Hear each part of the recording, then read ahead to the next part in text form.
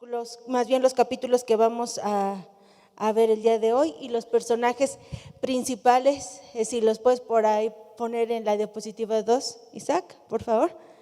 Los personajes principales que se mencionan en estos dos capítulos, pues es David, el profeta Natán y obviamente pues Dios que hace ahí la intervención. Entonces vamos a estar mencionando, vamos a estar girando pues esta mañana en la enseñanza tanto en David, el profeta Natán, y pues Dios cómo es que habla a través del profeta, ¿no? Estos son los personajes principales. Y bueno, cabe mencionar que el reino sobre el imperio de David, pues sabemos que David luchó muchas veces, ¿no? Y peleó contra los filisteos, contra los moabitas, los arameos, los edomitas, y a todos ellos los llegó a dominar. Entonces prácticamente el rey David se hizo, pues su reinado abarcó prácticamente todo Israel, ¿no? Y entonces nos menciona aquí uno de los autores que David reinaba con equidad, y se refiere a que a cada pueblo, a cada familia decía que daba lo suficiente, y que también dice que era justo con las familias, a cada quien daba lo suyo. Para que imagínense ustedes gobernar, pues no sé, a todo el municipio de Tlalmanalco, ¿no? Entender a cada familia, a cada localidad, pues era muy difícil, ¿no? Y ahora el rey David gobernando, pues después de que ya había conquistado a muchos pueblos, pues tuvo que organizarse bien, y pues parte de su reinado él trabajó, usó la ley mosaica que regía el comportamiento del pueblo, pero también utilizó o se basó en el sacerdocio, en los levitas. También tenía un equipo militar y político, administradores, y obviamente también a través de los profetas. Entonces pues sí tenía como una organización muy establecida para el pueblo, ¿no? Y que en esto pues todos pudieran ahora sí como caminar. Yo creo que por ejemplo aquí el pastor, imagínense entender a la familia Chávez González, entender a la familia de la hermana Aurorita, ¿no? Y cada uno, entonces pues hay una organización. Por eso creo que también están los ministerios, están los consejeros, están cada líder, ¿no? Se ocupa de cada uno. Entonces prácticamente por el rey David así estaba también organizado, ¿no? A través de la ley mosaica, de los sacerdocios, de los levitas, de la parte política, militar, también tenía administradores, y pues como esta parte de la consulta a Dios, pues todavía estaban la parte de los profetas. Cabe mencionar, hermanos, que David, si continúas, Isaac. Bueno, eso es lo que les acabo de mencionar. La siguiente, cabe mencionar que David, dice aquí, había unido a toda una nación. ¿Por qué? Porque recuerden que el pueblo pues antes estaba como dividido y separado, pero él logró unir a todos a través de las conquistas y las guerras que él había hecho, ¿no? Y dice aquí, dio paz a un pueblo nacido en esclavitud. Recuerden que el pueblo venía esclavo, y pues dio esa paz a través de las conquistas. Y aquí dice constante guerra para habitar la tierra. Estaban en lucha de habitar la tierra. Trajo el arca de Dios a Jerusalén, dominó a los filisteos, de lo que les había mencionado. Pero aquí hay algo importante en lo que nos vamos a basar, creo que en esta sesión, y dice aquí que dice Jehová le dio descanso. ¿Ustedes alguna vez se han sentido fatigadas, exhaustas? Que digan, a lo mejor, que digan, no, ya me cansé, ya me estresé, ya no puedo. Y que digan, necesito reposo. Quizás lo podemos sentir cuando hacemos quehacer de la casa, y que todo, ¿no? Sábanas, pared, todo. Pero también había un descanso en el decir, ay, no sé, ¿no? Yo digo que los papás han de decir esto, ay, mi hija ya me cansó con esta situación, o ay, mi hijo, y todo, pareciera que todo se junta, ¿no? Entonces aquí hay algo importante, que Dios estaba viendo en David, que dice, ¿sabes qué? Te voy a dar un descanso, quizás no solo físico, sino también emocional, un descanso espiritual también. ¿Ustedes se han sentido así, hermanas? ¿Cansadas? Y que digan, y que yo creo que en esto estaba pensando, ¿no? Porque nosotros vamos a ver que bueno, David estaba en lucha atendiendo quizás los problemas del pueblo, quizás a lo mejor alguien ya se agarró contra el otro y que no estaba de acuerdo, y yo creo que eso todo lo tenía como cansado a David, ¿no? Pero aquí encontramos algo importante que dice que Jehová le dio descanso. Pero yo les voy a invitar a que vayamos ahí a 2 de Samuel. Vamos a ir leyendo algunos versículos para ir como entendiendo de lo que nos trata En 2 de Samuel 7, versículo 1 y versículo 3. Si me ayudas fuerte, Emma, por favor. 2 de Samuel 7, 1 y versículo 3. Capítulo 7, versículo 1 y versículo 3.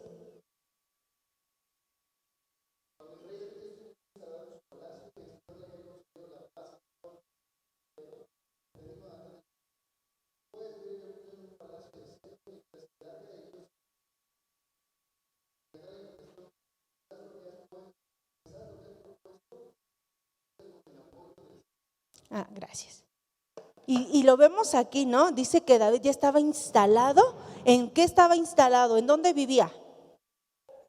En un palacio, ¿verdad? Y dice aquí que Dios le dijo, te voy a dar descanso.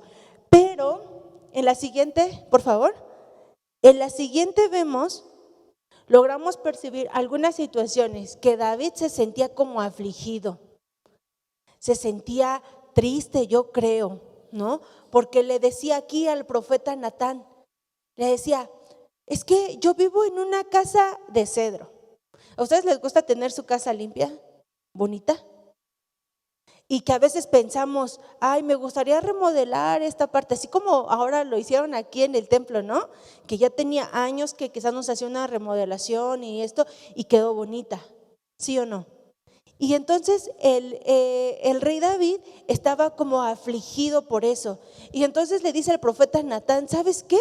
Yo vivo en una casa lujosa, yo vivo en una casa de cedro, yo vivo en todo, no sé, ¿no? ¿Cómo sería la casa del rey David? Y entonces empieza una inquietud por el rey David, porque decía, ¿cómo el arca? Recuerden que el arca de Dios representaba la presencia de Dios misma, ¿verdad? Y que entonces el arca pues solamente estaba como en una tienda, ¿no? Estaba por ahí colocada, pero el rey David vivía en una casa lujosa. Y él decía, pero ¿cómo yo, siendo un hombre, estoy viviendo cómodamente? Quizás algunas personas me están atendiendo, me preparan una comida muy rica, tengo una cama buena para donde dormir, y el arca ahí, ¿no? Entonces él le dice al profeta Natán, que le dice, ¿sabes qué? Yo quiero construir una casa donde pueda habitar Dios. Y el profeta Natán dice que le responde, majestad, lo que su corazón le dicte, pues el Señor está con usted. Y es aquí una cosa también importante. David tenía esa intención, ¿cierto? Pero nosotros a veces queremos hacer, quiero estudiar esto, quiero hacer lo otro, me quiero ir a X lugar. Y nos sentamos nosotros a consultar a Dios. Y que sería algo importante, ¿verdad? De lo que nosotros vamos a hacer, las decisiones que vamos a tomar, deberíamos a veces de consultarlas a Dios. Y lo que hizo David fue decírselo al profeta. Porque el profeta en ese momento era el que consultaba las cosas con Dios. Y nosotros vamos a ver cómo le va dando respuesta, ¿no? Le va dando respuesta. Y entonces, pero aquí le dice algo, lo que le dice, algo importante, ¿no? El Señor está con usted. Qué padre, qué hermoso creo que decir, ¿sabes qué? Hermana Aurorita, Dios está con usted. Hermana, Dios está con usted. ¿Por qué? Porque yo creo que cuando eso pasa, es porque Dios va respaldando nuestras decisiones y nuestro caminar. ¿Amén? Y bueno, hasta aquí vamos. Dios, aquí vemos, ¿no? ¿Qué podemos hacer nosotros para Dios, hermanos? ¿Qué podemos hacer nosotros para Dios? ¿Podemos hacer algo?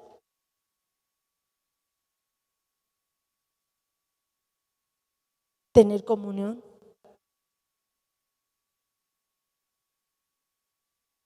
Saber qué es, ¿no? Pero a lo mejor, ¿qué podemos hacer? Si nos vamos un poco, a lo mejor decir, pues es que Dios nos dejó una encomienda, ¿no? Hablar de Dios a la gente. Cuando el pastor nos dice, ¿sabe qué? Vamos a hacer esto, ¿quién quiere cooperar? Pues a lo mejor en eso podemos. Pero vamos a ver también algo importante. La siguiente, por favor. Que vean, yo aquí les voy a colocar dos casas. ¿En cuál de esas dos habitaciones o casas les gustaría vivir? La que está cómoda, ¿no? Digo, la que a lo mejor puedo tener más comodidad, como es la hermana, que puedo estar más tranquila, y luego con estos calores, ¿no? Y aquí yo le preguntaba, o sea, la primera pregunta es decir, ¿qué podemos hacer nosotros para Dios? Ahora yo les pregunto, ¿Dios necesita algo de nosotros? No, Dios no necesita nada de nosotros. Y es algo que le estaba pasando a David primero, ¿no? Él pensó o creyó que Dios necesitaba una casa para colocar el arca y que Dios habitara en ese templo, en esa casa. Dios no necesitaba de David ciertamente, pero Dios también, yo creo que había colocado en el corazón de él construir una casa para él. Y dice aquí, ¿podía David construir una casa lo suficientemente grande para que Dios cupiese en ella?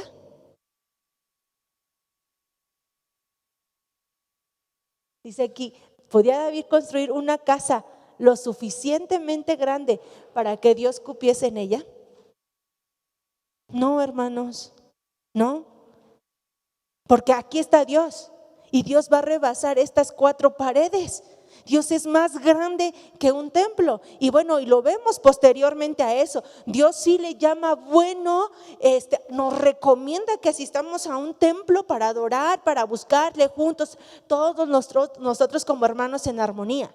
Pero Dios va a rebasar estas 4 paredes. Porque Dios está en todo lugar. Dios es tan omnipotente, Dios es tan grande que no puede habitar solamente aquí. Es parte de la soberanía de Dios. Amén. No sé si me doy a explicar, vamos bien hasta ahí. ¿Vale? Y bueno, entonces ahí en el versículo, recuerden que estamos en el capítulo 7, vamos al versículo 5 y dice, ve y dile a mi siervo David que así dice el Señor. Vean, Dios ya está dando una respuesta. ¿Serás tú acaso quien me construya una casa para que yo habite? Y no lo está afirmando, hermanos, está haciendo una interrogante y se le está haciendo a él mismo, a David. ¿Serás tú acaso quien me construya una casa para que yo habite? Y nosotros sabemos que no fue David el que construyó esa casa. ¿Por qué? Hay muchas situaciones por las cuales David no construyó el templo, ¿no? Primero porque la palabra de Dios dice que él había derramado mucha sangre en la conquista. En las guerras él derramó mucha sangre. Entonces fue una de las principales causas por las cuales no construyó el templo. Número 2, porque David tenía como que esa situación en su corazón de decir, yo voy a construir el templo. Y Dios le estaba dando a entender a David, ¿sabes qué, David? No, yo no necesito de ti. Tú puedes hacer las cosas porque te van a hacer en el corazón. Es como cuando el pastor, vuelvo a repetir, no nos dicen, o los líderes, hermanos, vamos a cooperar en esto, o vamos a diezmar. Porque hay mucha gente que piensa que el diezmo es porque Dios lo necesita de nosotros. No, Dios no necesita el diezmo ni las ofrendas de nosotros. Porque la Biblia dice que Dios es Dios de todo el oro, de toda la plata, de todo lo que hay aquí, ¿no? Lo que sí lo hacemos es porque es un mandato, es una obediencia. Y porque nos nace del corazón ayudar, servir a nuestra iglesia, servir a la gente que está alrededor de nosotros. ¿Amén? No porque sea una obligación. Ahora, si nosotros continuamos, hermanos, vemos que David no va a construir el templo. Por favor, la siguiente.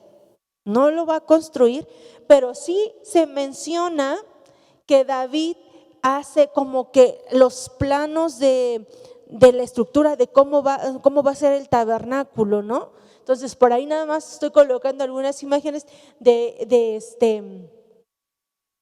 la construcción del templo o del tabernáculo que se va a realizar posteriormente, de que también él hace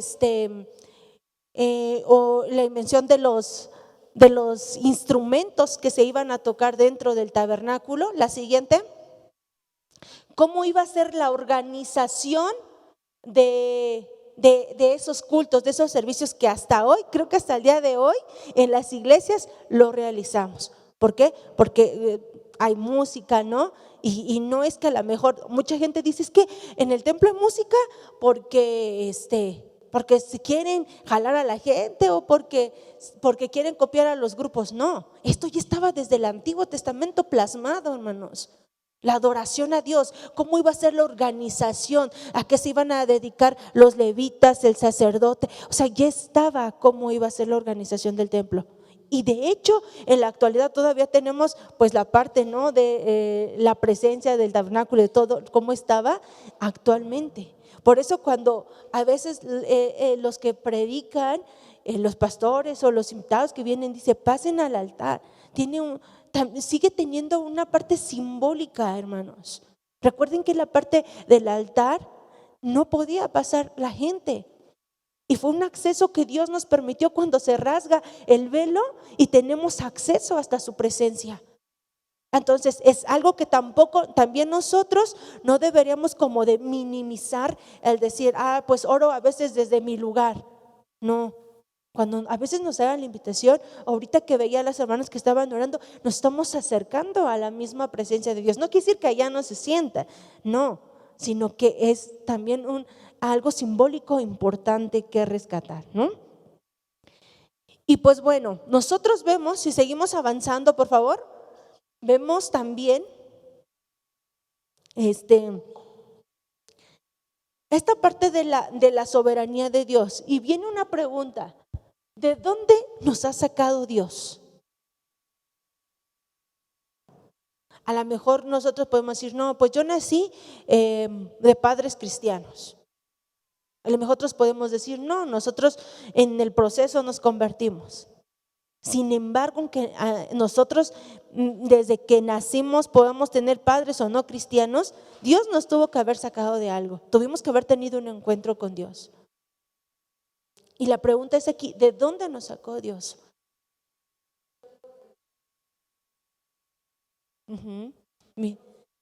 Y eso como que lo recuerda, nos marca, ¿no? De decir, ¿sabes qué? Yo recuerdo que Dios me rescató, estaba en esta situación, viví así y a lo mejor hice esto y ahora me trajo aquí a los pies de Cristo, ¿no?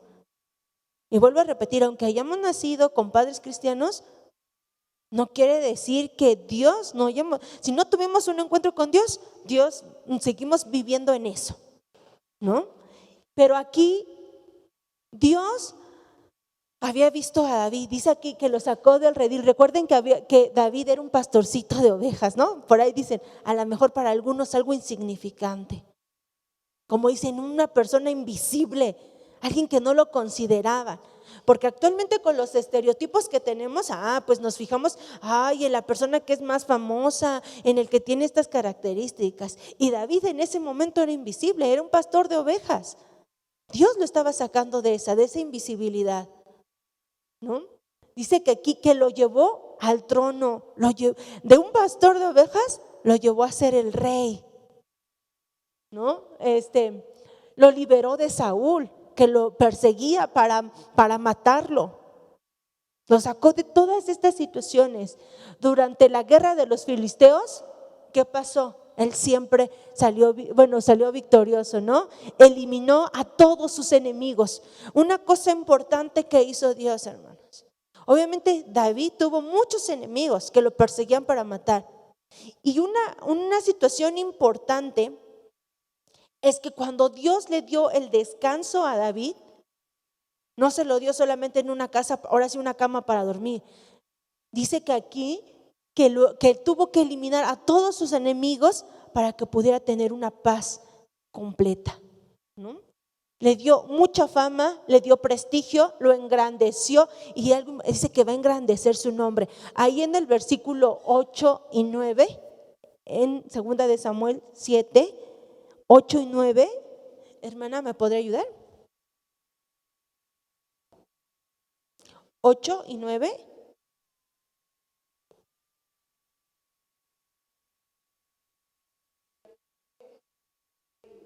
Hasta ahí, hermana. Gracias. Y aquí Dios le estaba recordando a David de dónde lo había sacado. Hermanos, no se nos olvide de dónde Dios nos sacó. Porque cuando nosotros olvidemos eso, vamos a dejar de estar como agradecidos con Dios, ¿no? Que no se nos olvide de dónde Dios nos sacó. Porque a partir de eso, la siguiente, algo importante que viene a la vida de David son las promesas de Dios. Siguiente, por favor. Aquí, por favor. Ok, ahí está. Algo importante viene, que no solo le da una promesa física del descanso, de todo esto, sino que viene también una promesa espiritual para su vida. Y dice aquí que hay bendición para Israel. La bendición que le dio al rey David alcanzó a todo el pueblo, hermanos, a todo el pueblo. ¿Por qué? Porque dice que ya se iba a acabar como que esta vida nómada de andar cambiando de lugar, de andar caminando por otros lugares, de andar peleando, andar en las guerras. Se iba a acabar eso y ya le iba a dar una vida tranquila. Y además de que ya no iban a ser más afligidos. Y yo déjenme decirles algo, hermanos, algo importante, que aunque David tenía su familia, tenía sus esposas, tenía sus hijos, la promesa le llegó a todo el pueblo. Y las promesas que les ha hecho a ustedes, como madres, como padres, como hermanos, va a alcanzar a sus generaciones. Esa es una promesa que nosotros vemos aquí, que David estaba al cargo del pueblo y esa bendición que Dios le había dado alcanzó a todo el pueblo, al linaje de David. Y aquí le dice, le edificará una casa. Bueno, aquí no lo vamos a leer, pero ahí en Primera de Crónicas 22, del 8 al 10, le dice que va a sacar a alguien de su linaje para que le construya una casa, que no iba a quedar así, que él había tenido esa sensación, ese deseo en su corazón de construir una casa. Dice, quizás tú no lo vas a alcanzar a ver, pero uno de tus descendientes lo hará. Le dice también que que su dinastía iba a perdurar. Algunos dicen por ahí que duró 4 ciclos, ¿no? Pero nosotros sabemos que hay una bendición aquí como mesiánica. ¿Por qué? Porque alcanzó hasta el nacimiento de Jesucristo. Y es cuando le dice, ¿no? Que su dinastía iba a perdurar, es porque iba a alcanzar, iba a llegar hasta el nacimiento de Jesucristo. Estaba ahí, se iba a perdurar, no se iba a acabar. Y aquí en el versículo 9, 10 y 11 dice: también voy a designar un lugar para mi pueblo Israel y ahí los plantaré para que puedan vivir sin sobresaltos. Es decir, ya no va a haber guerras, van a estar tranquilos, van a estar en paz. Sus malvados enemigos no volverán a humillarlos como lo han hecho desde el principio, desde el día en que nombré gobernante sobre mi pueblo Israel. Y a ti te daré descanso de todos sus enemigos.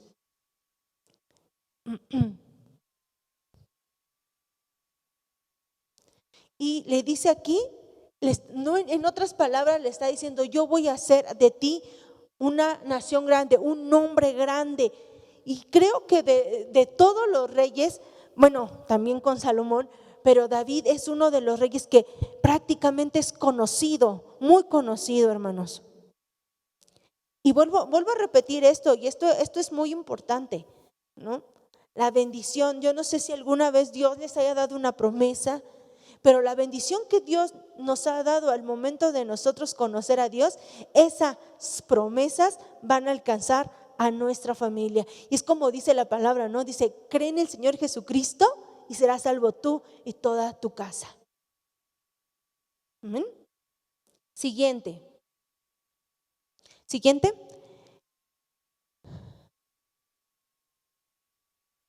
Quiero mencionar que bueno, aquí no dice, Dios trasciende ante cualquier localidad y pensamiento de hombre. ¿Por qué? Por lo que les mencionaba hace rato. Dios no vive solo en un lugar, en un templo hecho de manos, como también lo menciona la palabra, ¿no? Dios habita en todo lugar y va a traspasar cualquier lugar, localidad y cualquier pensamiento de hombre. Construcción del, y aquí algo importante, ¿no? Yo sé que David quería construir el templo, pero también hay una parte que nosotros debemos construir, que es nuestro cuerpo, porque nosotros sabemos que nuestro cuerpo es templo de Dios. Y la Biblia también nos dice que nuestro cuerpo, nuestro templo, que es nuestro cuerpo, que a lo mejor es un juego de palabras, pero debemos de cuidarlo. Y también creo que en muchos de los capítulos capítulos y libros del Antiguo Testamento nos enseña cómo cuidarlo, no solo espiritualmente, que es a lo mejor alimentándonos de la palabra, orando, practicando las disciplinas espirituales, ¿no? También debemos de cuidarlo físicamente. Y por ahí decía, ¿qué alimentos? Al pueblo le decía, ¿qué alimentos comer y qué alimentos no comer? Porque tenían que cuidar su cuerpo. ¿Por qué? Porque después de esto voy a tener sobrepeso. Porque después de esto me puede doler el estómago. Porque después de esto me puede venir X enfermedad. Dios estaba cuidando a todo el pueblo. Entonces, sí venimos aquí al templo y tenemos que cuidar la casa y todos tenemos que participar en el cuidado del templo físico, pero también el cuidado de nuestro cuerpo, que es el templo de Dios. ¿Sale? ¿Por qué? Aquí lo mencionamos, porque estamos hechos a la imagen de Dios. Siguiente, Chequi, por favor.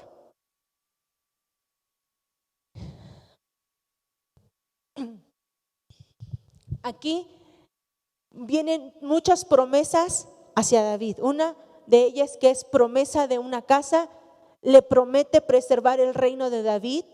Y aquí vienen los versículos. Le promete la paternidad de Dios. A mí me encanta esto, lo de la paternidad. Vamos ahí al versículo 14 y 15.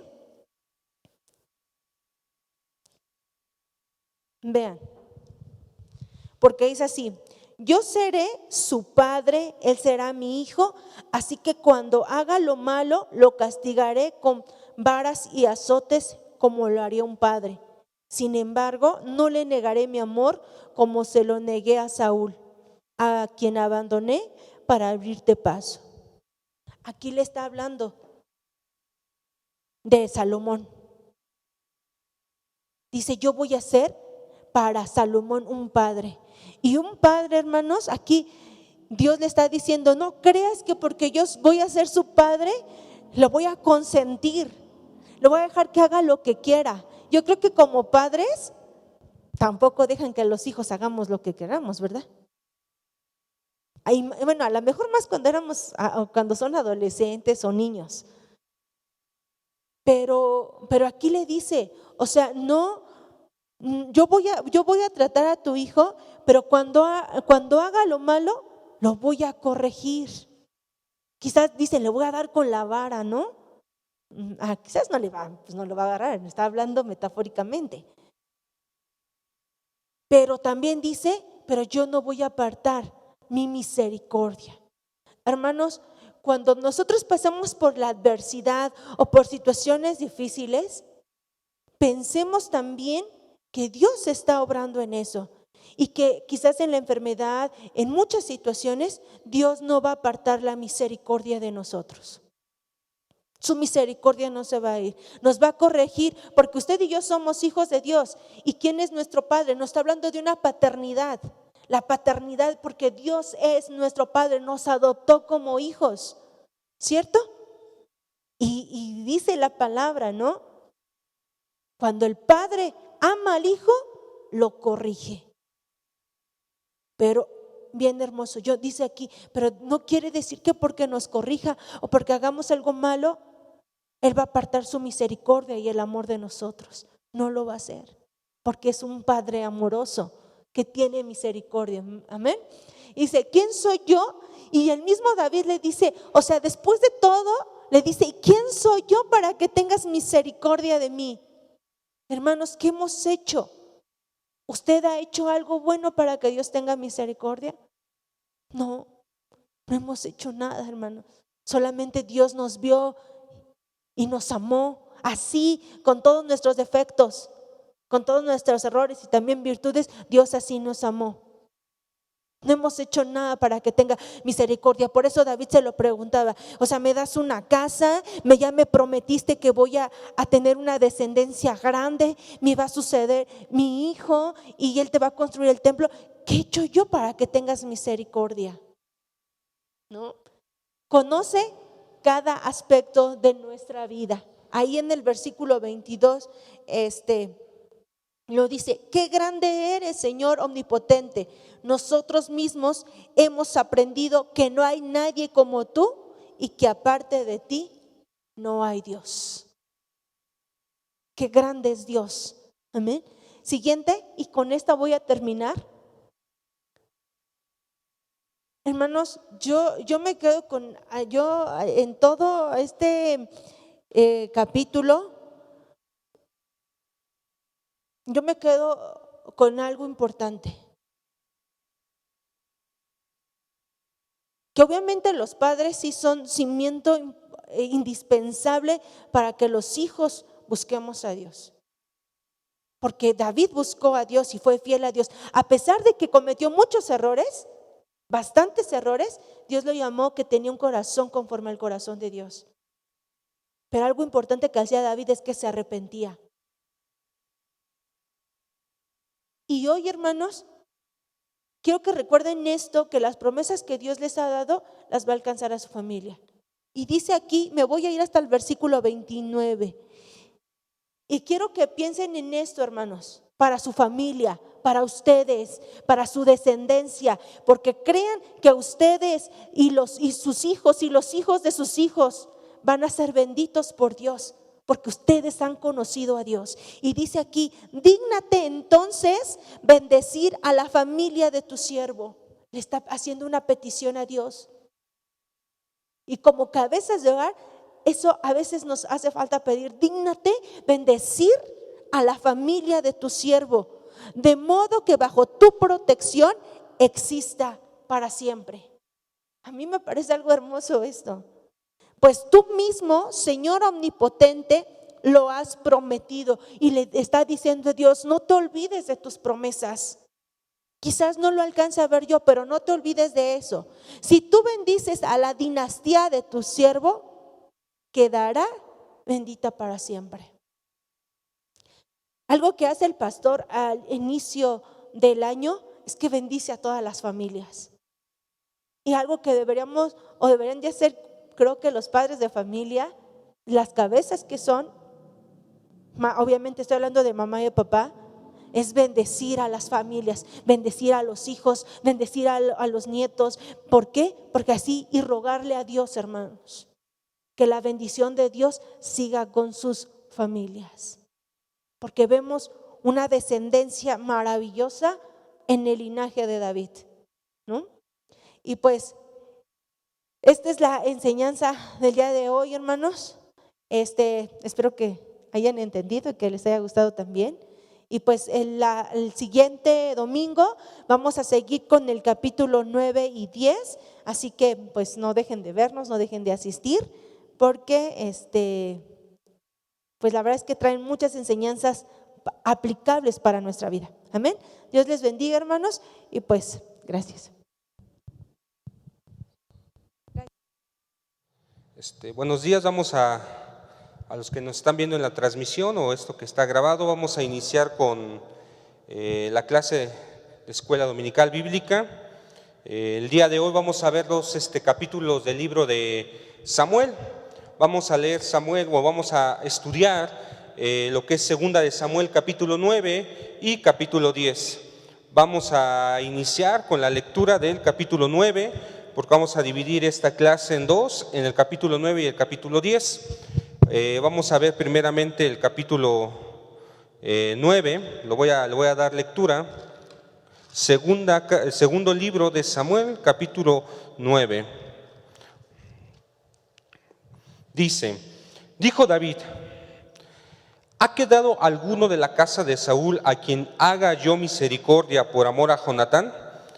Y había un siervo de la casa de Saúl que se llamaba Siba, el cual llamaron para que viniese a David, y el rey le dijo: ¿eres tú Siba? Y él respondió: tu siervo. Y el rey dijo: ¿no ha quedado nadie de la casa de Saúl a quien yo haga misericordia de Dios? Y Siba respondió al rey: aún ha quedado un hijo de Jonatán lisiado de los pies. Entonces el rey le preguntó: ¿dónde está? Y Siba respondió al rey: he aquí en la casa de Maquir, hijo de Amiel, en Lodebar. Entonces envió el rey David y le trajo a su casa de Maquir, hijo de Amiel, de Lodebar. Y vino Mefiboset, hijo de Jonatán, hijo de Saúl, a David, y se postró sobre su rostro e hizo reverencia, y dijo: David, Mefiboset. Y él respondió: he aquí tu siervo. Y le dijo David: no tengas temor, porque yo a la verdad haré contigo misericordia por amor a Jonatán tu padre, y te devolveré todas las tierras de Saúl tu padre, y tú comerás siempre en mi mesa. 8. Inclinándose dijo: ¿quién es tu siervo para que mires a un perro muerto como yo? 9. Y el rey llamó a Siba, siervo de Saúl, y le dijo: todo lo que fue de Saúl y de toda su casa yo le he dado al hijo de tu señor. Tú pues le labrarás las tierras, tú con tus hijos y tus siervos, y almacenarás los frutos para que el hijo de tu señor tenga para comer. Pero Mefiboset, el hijo de tu señor, comerá siempre a mi mesa. Y tenía Siba 15 hijos y 20 siervos. Y respondió Siba al rey: conforme a todo lo que ha mandado mi señor el rey a su siervo, yo lo haré. Así lo hará tu siervo Mefiboset. Dijo el rey: comerá a mi mesa como uno de los hijos del rey. Y tenía Mefiboset un pequeño que se llamaba Micaía, y toda la familia de la casa de Siba eran siervos de Mefiboset, y moraba Mefiboset en Jerusalén, porque comía siempre de la mesa del rey, y estaba lisiado de ambos pies. Bueno, ¿puedes poner la segunda diapositiva, por favor, Isaac? La número 2. Ok, ahí está. Vamos a ver lo que es el contexto de este versículo, y vamos a ver también algunas palabras claves que es bueno para analizar al estudiar este versículo de este capítulo 9 de Segunda de Samuel. Dice: estos dos capítulos que vamos a ver, tanto el capítulo 9 como el capítulo 10 de Segunda de Samuel, están ubicados aproximadamente muy cerca de la mitad de todo el reinado de David. David ya había consolidado su reino, David ya había conquistado prácticamente todas las tierras que él conquistó durante su reino. David estaba exactamente o muy cerca de la mitad de su reino. Y algunas palabras claves que quiero que veamos el día de hoy es David, Lodebar y Mefiboset, que son los protagonistas de la historia que acabamos de ver. David, ahí viene la palabra Doud, que significa hervir o acalorar, pero sobrevive del hebreo bíblico, y su uso más común era amar. Por eso se dice que David era el amado, ¿no? La otra palabra es Lodebar, que viene de lo, debar o lo, bebar, debar. Tal vez lo más posible su significado de Lodebar es sin pasto, sin ningún pasturaje. Algunos otros sabios del idioma hebreo dicen que Lodebar significa lugar infértil, lugar aislado, un lugar feo donde estaba lo que significaba ese lugar. Y el otro es Mefiboset, que significa el que esparce, el que difunde vergüenza o destrucción. Fíjate el nombre que le habían dado Mefiboset. Hacemos un poquito recordatorio de lo que vimos en clases pasadas de la historia de Mefiboset. Cuando Saúl muere y Saúl cae, recuerden que él es hijo de Jonatán y su niñera, la mujer que lo cuidaba, al tratar de escapar con él, se cae con él, lo tira y prácticamente eso lo lició para toda su vida. Y además, como sucedió esa situación donde la casa de Saúl, que era la que reinaba sobre Israel antes de David, había caído en desgracia, por eso le pusieron ese nombre de Mefiboset, que significa el que esparce vergüenza, el que esparce derrota, muchas cosas negativas que significaba el nombre de Mefiboset. Y luego, para colmo de los males, lo mandan a un lugar que se llama Lodebar, que lo mandan ahí por temor de que tanto los filisteos como los nuevos reyes o el nuevo gobierno que se estaba estableciendo en Israel hicieran algo contra este niño, porque era todavía un niño cuando tratan de llevárselo. Bueno, voy a puntualizar la tercera diapositiva, por favor. Voy a puntualizar en algunos versículos bíblicos, hermanos, y vamos a tratar de ir rápido para poder después entrar al siguiente capítulo. El primero es el versículo 1, dijo David: ¿ha quedado alguno de la casa de Saúl a quien haga yo misericordia por amor de Jonatán? Como les decía, David ya estaba a la mitad de su reino. David ya estaba consolidado. David ya tenía la promesa de Dios de que su generación iba a seguir gobernando, por todas las generaciones. Pero David, a diferencia de, tú puedes ver la historia de otros reyes, sobre todo en el reino del norte, cuando se divide el reino, como siempre tenían temor de los descendientes de la dinastía pasada, ¿no? Pero David no hace eso. Lo más lógico dentro de la política, de lo que te podría decir un asesor político en esa época, es que tú no podías hacer misericordia contra la casa del rey que había caído antes que tú, sino todo lo contrario, tenías que aniquilar esa casa completamente para que nadie tuviera un derecho sanguíneo sobre esa casa, sobre el reinado. Pero David actúa de forma diferente, porque David conocía la misericordia de Dios. Y además David tenía una relación de mucha amistad, de un amor muy entrañable de amigos con Jonatán, el hijo de Saúl, el que era el heredero al trono por línea sanguínea. Pero Dios decide darle el reino a David y David actúa en misericordia. Por eso David también es una de sus características, que un hombre conforme al corazón de Dios, porque teniendo el derecho, y nadie del pueblo le iba a ver mal, de acabar con la casa de Saúl, él decide tomar a Mefiboset y hacer misericordia. También vamos a resaltar el versículo 5 y el 6. Entonces envió el rey David y le trajo de la casa de Maquir, hijo de Amiel, de Lodebar. Recuerden que Lodebar significa un lugar sin pastos, un lugar infértil. Algunos dicen que es un lugar lleno de lodo. Y vino Mefiboset. Ya dijimos que Mefiboset significa aquel que esparce vergüenza. Hijo de Jonatán, hijo de Saúl, a David, y se postró sobre su rostro e hizo reverencia. Y dijo David: Mefiboset. Y él respondió: he aquí tu siervo. Entonces David manda por Mefiboset de ese lugar feo, de ese lugar donde él estaba escondido. Y Mefiboset, hay que ponernos un poquito en el lugar de Mefiboset.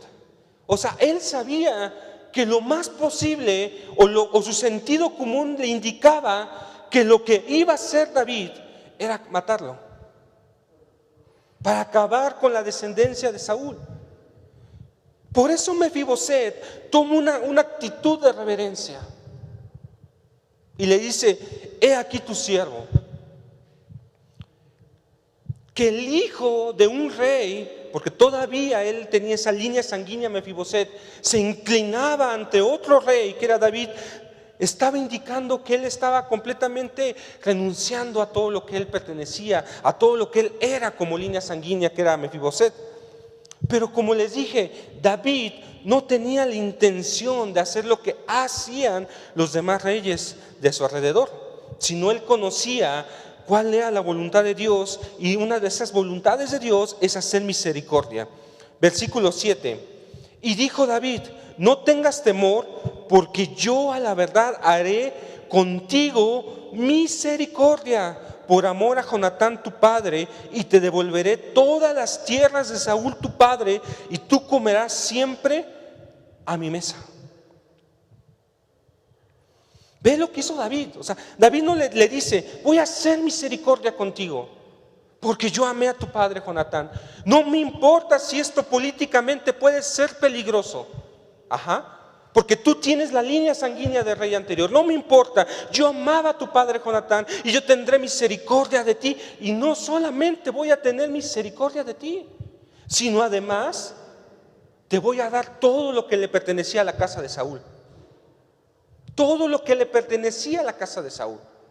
Imagínate eso. ¿Por qué? Porque cuando un rey derrotaba al otro rey, se quedaba con todas sus posesiones. David estaba entregando todo lo que él había obtenido de la casa de Saúl. Se lo estaba dando a un lisiado que estaba escondido en Lodebar. Eso es misericordia, hermanos.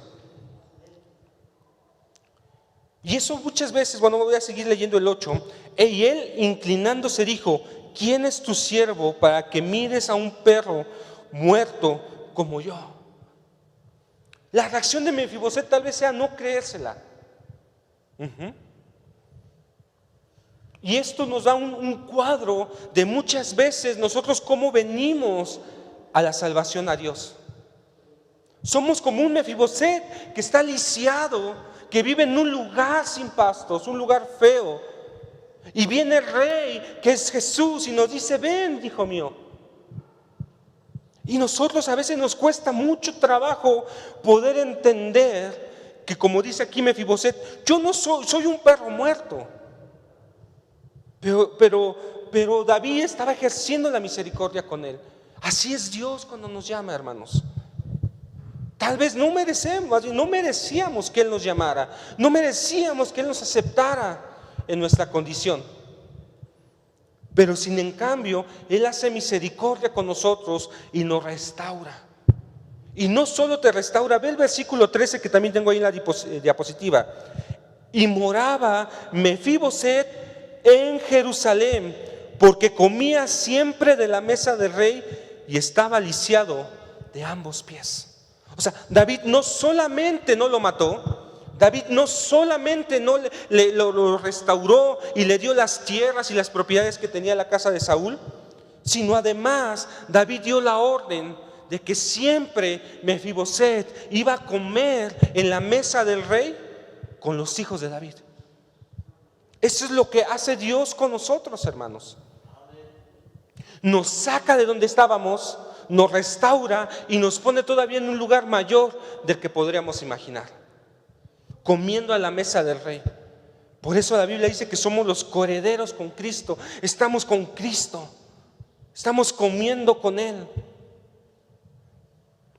¿Puedes poner la diapositiva 4, por favor?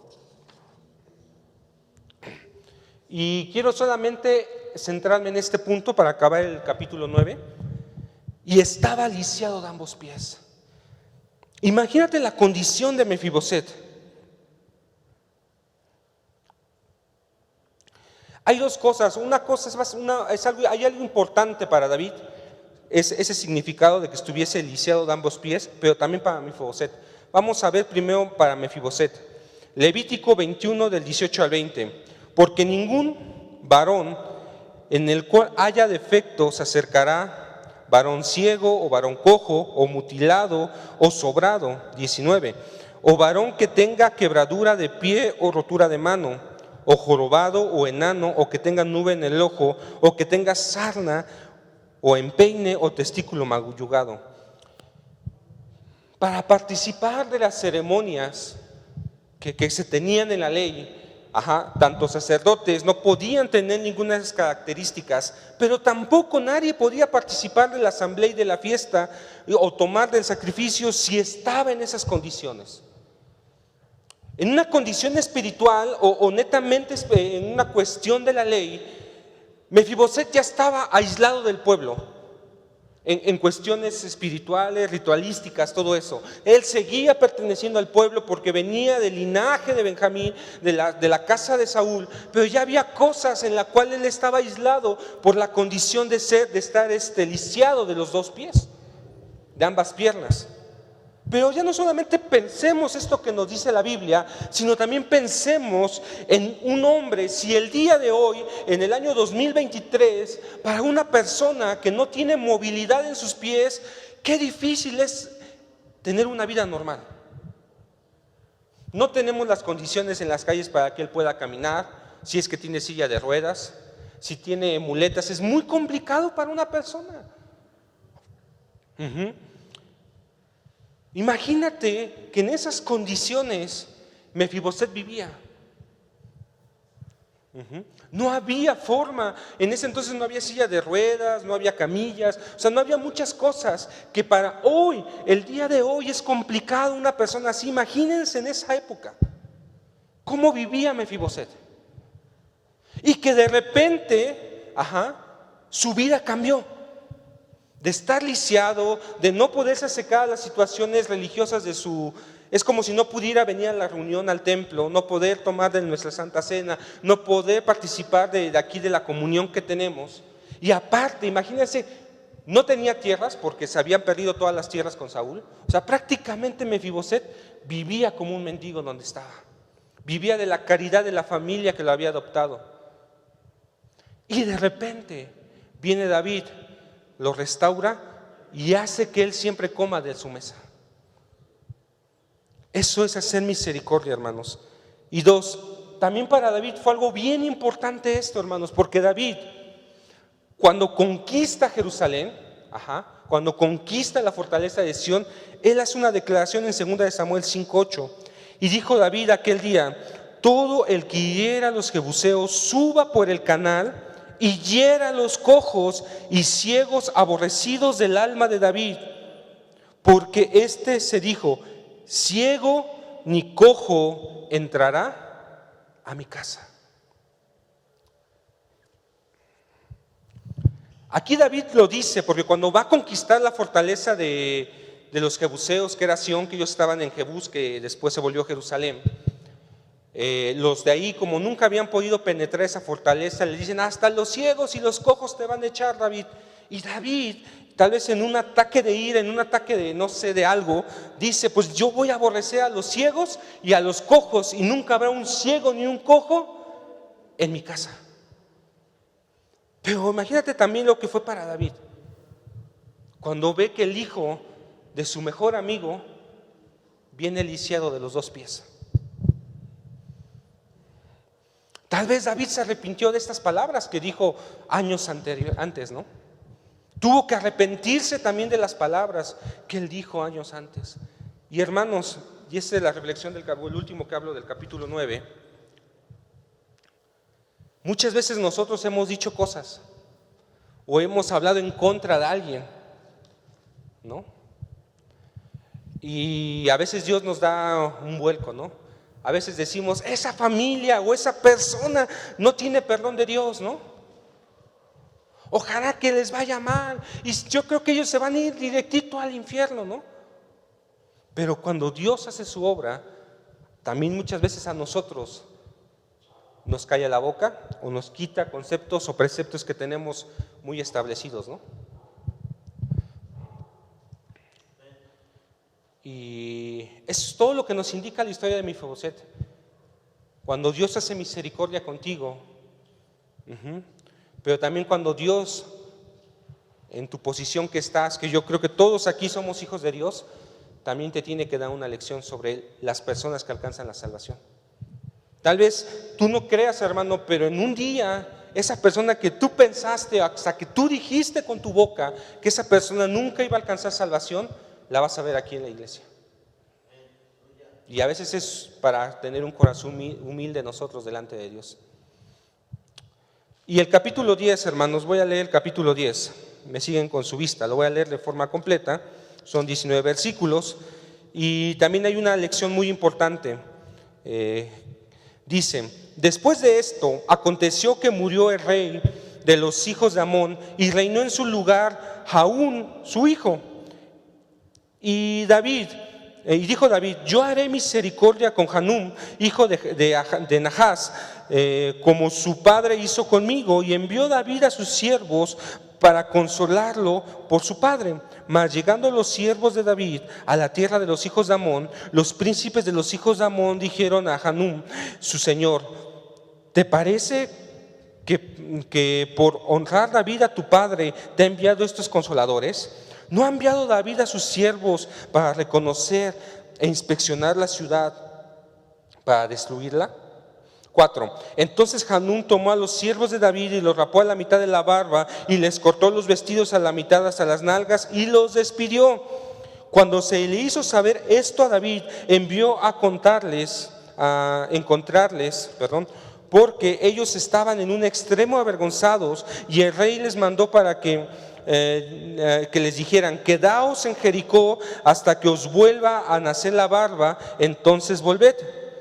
Y viendo los hijos de Amón que se habían hecho odiosos a David, enviaron a los hijos de Amón y tomaron a sueldo a los sirios de Ben-rebot y los sirios de Soba, 20,000 hombres de pie, y el rey de Maca 1,000 hombres, y de Is-Tobot 12,000 hombres. Cuando David oyó esto, envió a Joab. Fíjate lo que dice: cuando David oyó esto, envió a Joab y con todo el ejército de los valientes. Y saliendo, los hijos de Amón se pusieron en orden de batalla a la entrada de la puerta, pero los sirios de Soba, de Reor y de Is-Tob y de Maca estaban aparte en el campo. Viendo esto, Joab se le presentaba a la batalla de frente, y a la retaguardia entresacó de todos los escogidos de Israel y puso en orden de batalla contra los sirios. Entregó luego el resto del ejército en la mano de Abisai, su hermano, y lo alineó en contra de los amonitas, y dijo: si los sirios pudieran más que yo, tú me ayudarás, y si los hijos de Amón pudieran más que tú, yo te daré ayuda. Esfuérzate y esforcémonos por nuestro pueblo y por las ciudades de nuestro Dios, y haga Jehová lo que bien le pareciere. Y se acercó Joab y el pueblo que con él estaba para pelear contra los sirios, mas huyeron delante de él. Entonces los hijos de Amón, viendo que los sirios habían huido, huyeron también ellos delante de Abisai y se refugiaron en la ciudad. Se volvió pues Joab a luchar contra los hijos de Amón y vino a Jerusalén. Pero los sirios, viendo que habían sido derrotados por Israel, se volvieron a reunir y enviaron a Hadad-Ezer e hizo salir a los sirios que estaban al otro lado del Éufrates, y los cuales vinieron a Helam y enviaron por jefe a Sobac, general del ejército de Hadad-Ezer. Cuando fue dado aviso a David, reunió a todo Israel. Y fíjate, dice: cuando fue dado aviso a David, reunió a todo Israel, y pasando el Jordán vino a Helam, y los sirios se pusieron en orden de batalla contra David y pelearon contra él.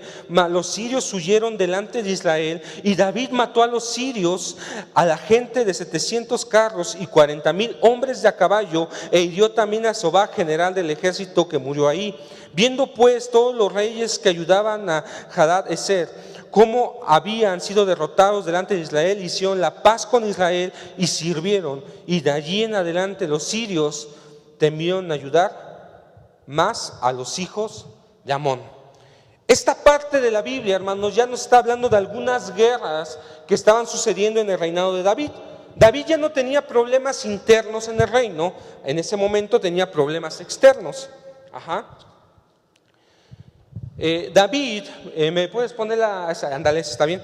David consolidó su reinado en los capítulos anteriores, tanto interna como externamente. Pero a partir de estos capítulos vemos a David cometiendo errores, pero siempre reconociéndoles y buscando la gracia y la misericordia del Señor. Eso es importante, hermanos. De repente cuando somos niños o cuando apenas entramos en el cristianismo, vemos que siempre nos hablan que David conquistó, cuando David derrotó a Goliat, David esto, David el otro. Pero David cometió muchos errores, hermanos. Sin en cambio, a David se le conoce como el hombre conforme al corazón de Dios. Y tiene que ver con algo que parecería fácil y sencillo, pero no lo es.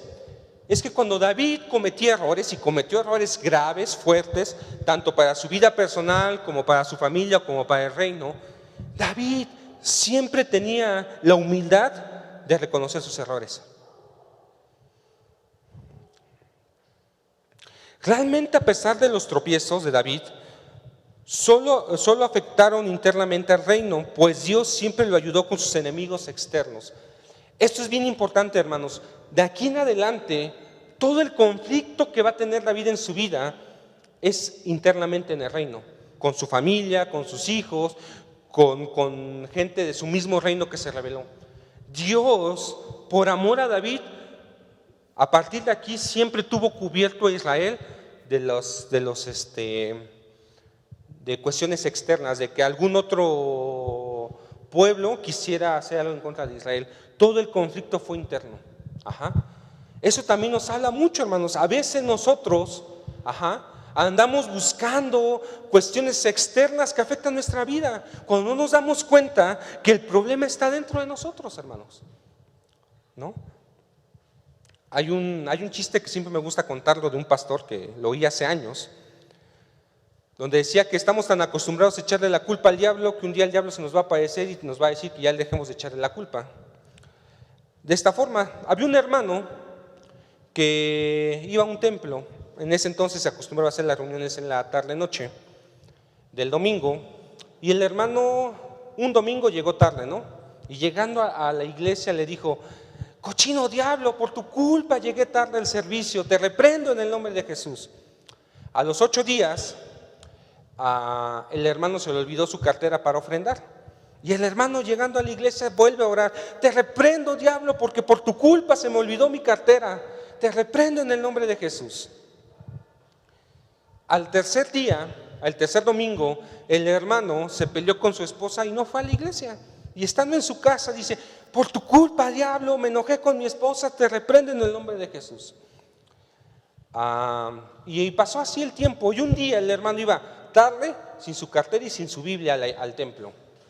Y ya cuando él va a punto de llegar al templo, dice el hermano que contaba la anécdota, se le apareció el diablo. Dice: regrésate a tu casa por tu cartera, tu Biblia. Dice: porque nomás te la pasas echándome la culpa a mí, cuando el responsable de todo esto eres tú. Y así somos, hermanos. Muchas veces buscamos cuestiones externas, y no sabemos que el problema lo tenemos nosotros dentro. ¿Me puedes poner la siguiente diapositiva? Quiero que vean un poquito esta pequeña línea del tiempo muy sencilla. En este capítulo 10 nos va a hablar de 2 guerras, hermanos. Parece que es una, pero son 2. La primera es la guerra contra Sirio, la sirio-amonita, que es contra los sirios y contra los hijos de Amón. Esto va a ser del versículo 1 al 14.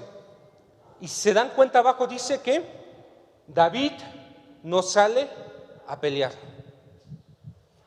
Si nos vamos a segunda de Samuel 11, vamos a ver la historia de David y Betsabé. Ese capítulo 11 realmente tendría que estar en medio, si lo vemos de forma cronológica, en medio de este capítulo 10. Cuando viene esta guerra sirio-amonita, David no sale a pelear. Pasa lo que todos sabemos la historia, y que el próximo hermano la va a explicar a profundidad, la historia de David y Betsabé. Y después viene la guerra con los sirios, porque los sirios perdieron la primera guerra cuando apoyaron a los amonitas, y al siguiente año, porque se acostumbraba que cada año en buenas épocas, antes de las lluvias, sean cuando se hacían las guerras entre los reyes, se vuelven a juntar y van otra vez contra Israel. Pero si se dan cuenta, bueno, eso abarca del versículo 14 al 19. Pero si se dan cuenta y ustedes leyeron, hasta lo volví a repetir, en esa segunda ocasión, David sí sale a pelear. ¿Ven la diferencia? En la primera guerra David no sale a pelear, ¿y qué es lo que sucede? Lo que ya sabemos todos, o lo vamos a saber la próxima semana, lo que pasó con David y Betsabé.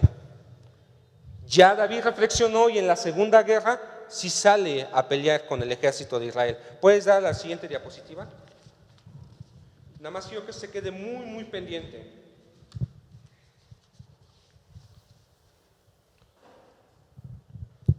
Hay muchos errores que comete David. Y aquí es importante, Dios nunca le dio indicaciones al pueblo de Israel de destruir a los amonitas, pues eran hijos de Lot y eran parientes de Israel. Lo podemos ver en Deuteronomio 2:19.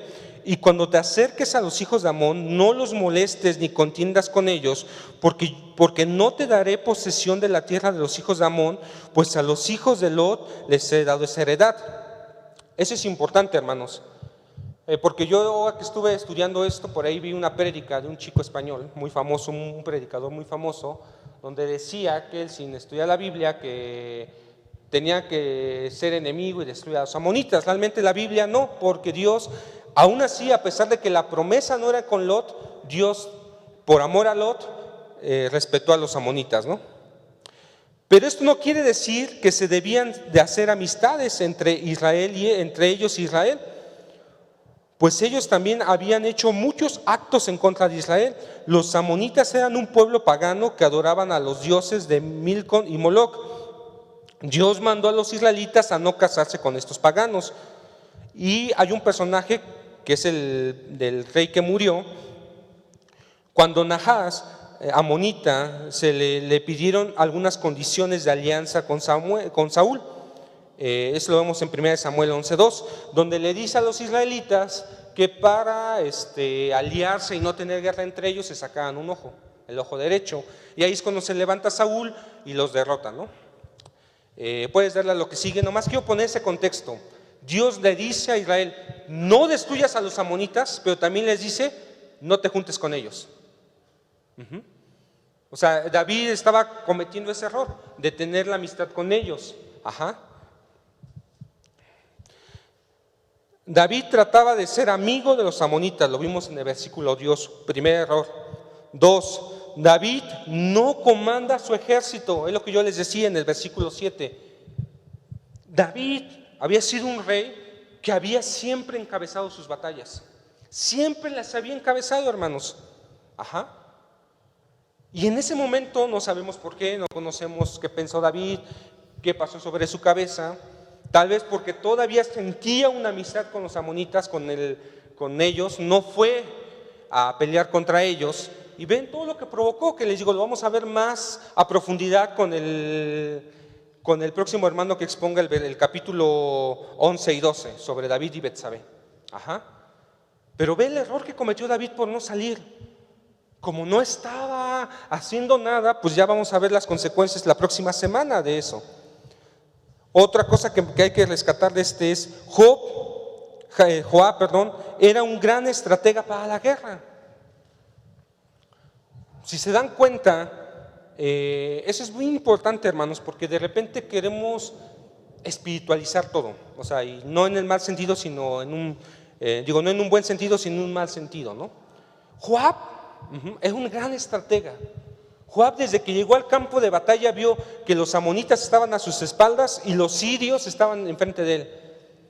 Y Joab tal vez no tuvo tiempo para ponerse a orar, para hacer sacrificios, ahí en ese entonces como se hacía con Samuel. Y Joab, por su misma inteligencia que Dios le había dado para la guerra, inmediatamente traza una estrategia y dice, yo me voy contra Siria, y a su hermano lo manda en la retaguardia contra los amonitas. Y eso nos deja una lección, hermanos. Muchas veces nosotros tenemos que ver las estrategias porque Dios nos ha dado un intelecto para hacerlas, hermanos.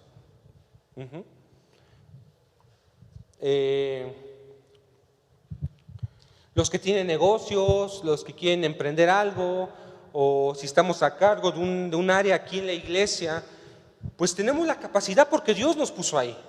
¿no? Porque al final del día, en el fondo de todo, está Dios. Y tenemos que tener esa capacidad, hermanos, de saber tomar esas decisiones. Ajá. Bueno, es bueno orarlo, sí, y además es prioridad orar. Pero hay veces o hay circunstancias en las cuales no vamos a poder tener mucho tiempo de oración. Y tenemos que confiar en la sabiduría que Dios nos ha dado. Y bueno, eso sí lo vamos a volver a leer. No lo puse aquí, lo que ya anoté se me olvidó. Ve la declaración que hace Joab en el versículo 12. Es una de las frases que más me encantan de todo el Antiguo Testamento. Capítulo 10, versículo 12. Le dice a su hermano: esfuérzate y esforcémonos por nuestro pueblo, por las ciudades de nuestro Dios, y haga Jehová lo que bien le pareciere. Pues fíjate cómo dice: esforcémonos, esfuérzate y esforcémonos por nuestro pueblo, por nuestras ciudades de nuestro Dios, y haga Jehová lo que bien le pareciere. Y bueno, me acuerdo de Josué, ¿no? También cuando dice esfuérzate y sé valiente, ¿no? En Josué 1:9. Hay algo importante que caracteriza al pueblo de Dios, hermanos, y es el esfuerzo. Yo le decía, cuando yo estuve un tiempo en un lugar donde llegaban chavos a prepararse o a tener un tiempo de aislamiento y devocional con Dios, varios meses, había varios chavos que llegaban con la ilusión de decir: es que yo quiero ser pastor, yo quiero ser esto, yo quiero ser el otro. Y yo le decía: ¿y qué estás haciendo? Y es un amigo mío hasta la fecha, ya no se dedicó al ministerio, ahora es músico secular y trabaja en toda la zona de Michoacán, León, Guanajuato y todo eso. Pero me acuerdo que él llegó muy joven y me decía: es que yo quiero ser pastor, ¿no? Y yo le decía: ¿y qué has hecho? Me dice: no, pues vine aquí. Dije: pero independientemente de que hayas venido acá, ¿estás esforzándote por serlo? Me dice: ¿de qué forma? Yo le pregunté: ¿cuántos capítulos de la Biblia lees al día? Ahora, ¿cuántos estudias de esos capítulos? ¿Cuántos libros te has comprado de apoyo para entender la Biblia? Y es más, le dije: ¿cuántas Biblias te has comprado? Y no se había comprado nunca una, ¿no? Y yo le decía: ¿por qué? Porque si tú quieres ser algo, te tienes que esforzar por ser eso. Tienes que aprender a que todo lo que tú quieras o todo lo que tú quieras conseguir viene con un esfuerzo, tanto en lo secular como en lo ministerial.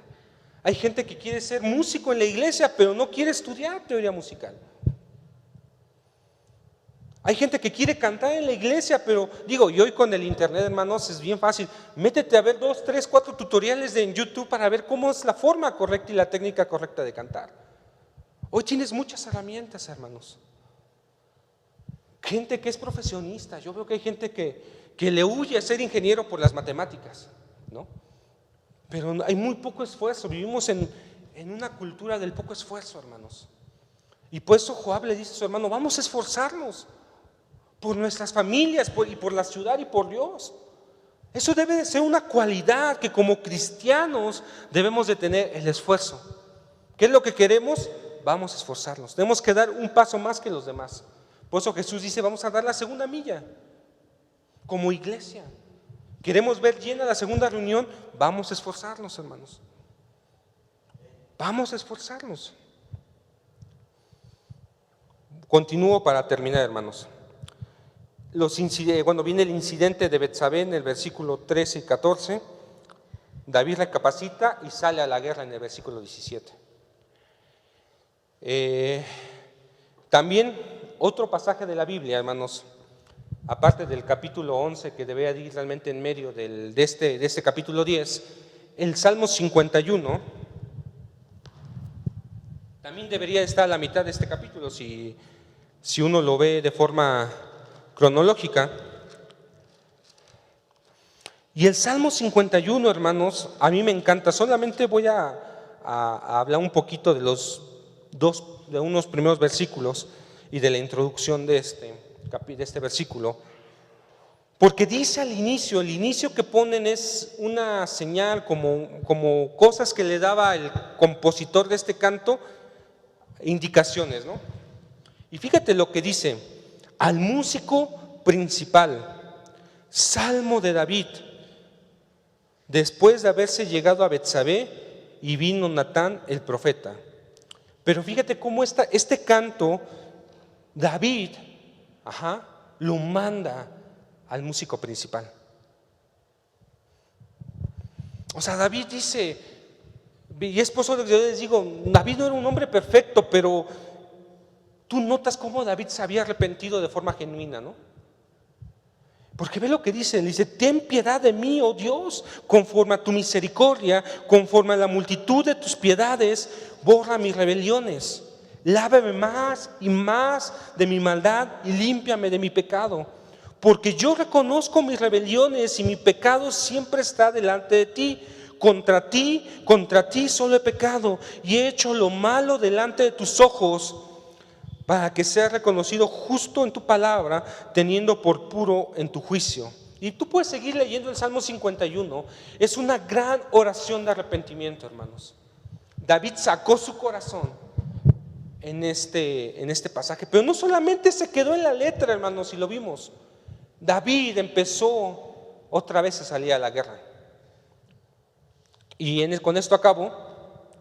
Cuando cometemos un error, hermanos, a veces sí nos arrepentimos de todo corazón y lloramos. Podemos escribir un salmo como lo escribió David, como el Salmo 51. Pero si nuestra conducta después de ese arrepentimiento no cambia como cambió David. David dejó de salir a la guerra, peca, se arrepiente, escribe el Salmo 51 y vuelve a salir a la guerra. Así nosotros cuando cometemos errores y pecamos, hermanos. Hicimos algo que no debíamos hacer, nos arrepentimos, lloramos, nos restauramos, pero el siguiente paso es caminar en sentido contrario al error que cometimos. Entonces, con esto acabamos esta enseñanza de escuela dominical de 2 de Samuel 9 y 10, y ya esperemos que la próxima semana vamos a ver muchas cosas también muy buenas y muy interesantes, y los invito a seguir viniendo a la escuela dominical, hermanos. Muchas gracias. Dios les bendiga. Vemos que David había sido usado por Dios, había sido un hombre escogido de Dios. Dice que era un hombre conforme al corazón de Dios. Imagínate ser un hombre conforme al corazón de Dios, de que Dios se agradaba completamente de David. Y aquí vemos en el capítulo 11 que dice el pecado de David contra Betsabé. Y como te decía, si pasamos a la siguiente diapositiva, yo te decía que este capítulo nos muestra uno de los fracasos más tristes en la palabra de Dios, porque es un fracaso en el cual tuvo David. Dice, el pecado no puede ser más oscuro, ni el crimen más atroz. David, el hombre conforme al corazón de Dios, había asesinado a sangre fría a uno de sus siervos escogidos y luego tomaría a su esposa. Sin embargo, de este horror vendrían los grandes atributos de Dios, los cuales son una representación singular de la gracia de Dios. Aquí vemos que un hombre conforme al corazón de Dios había asesinado a sangre fría a uno de sus hombres escogidos. Y yo creo que te pongas a pensar en la historia, y podemos ver poco a poco el relato que nos marca el capítulo 11, y nos damos cuenta de gran manera que David venía de vencer grandes victorias. Venía de ser un hombre utilizado por Dios, venía de ser un hombre que Dios lo había usado, y de repente dice la historia que él se quedó en Jerusalén, él se quedó en su palacio, él se quedó ahí y mandó a su gente a que combatiera en la guerra. Y entonces dice que un día de mañana levantándose, se levanta y agradece a Dios y dice, Señor, gracias porque tú has sido bueno conmigo, porque tú me has dado grandes victorias, porque tú has sido de gran bendición a mi vida. Y de repente voltea su mirada.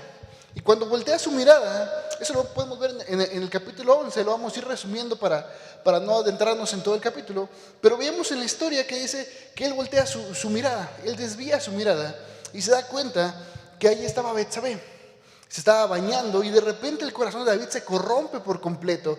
Imagínate, un hombre conforme al corazón de Dios se corrompió por completo por voltear su mirada. David voltea su mirada, David se da cuenta que era una mujer hermosa la que se estaba bañando, y entonces su corazón se corrompe de tal manera que va corriendo apresuradamente y le dice a uno de sus criados, ¿quién es esa mujer que está ahí?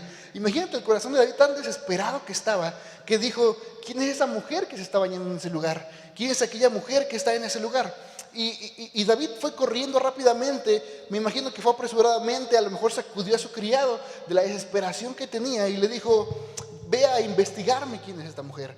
Y ya después le dicen, ella es Betsabé, mujer de Urías.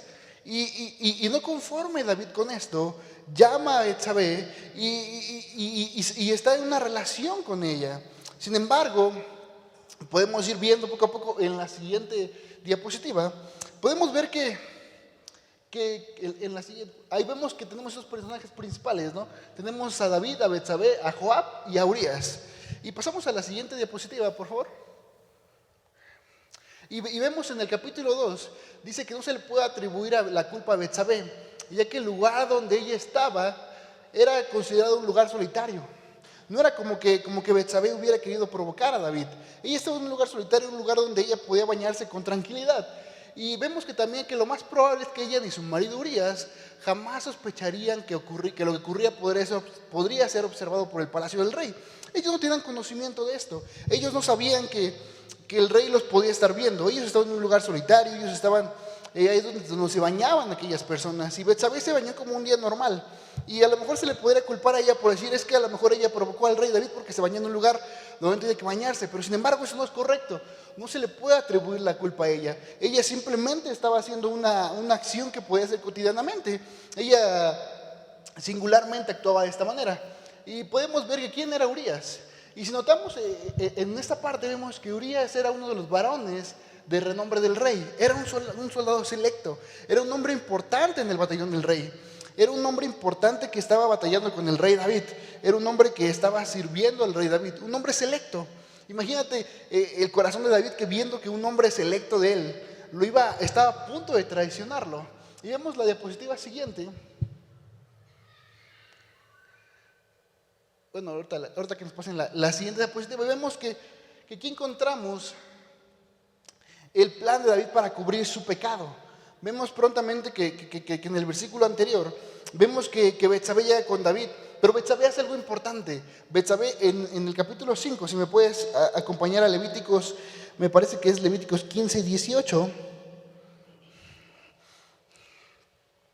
Vemos que aquí dice esta parte de la Biblia que Betsabé se sintió muy culpable. En el versículo 4 vemos que Betsabé se siente muy culpable y ella se limpia de toda impureza. Y si ves el capítulo de Levítico, en Levítico 15, 18, si quieres vamos a proceder a leerlo.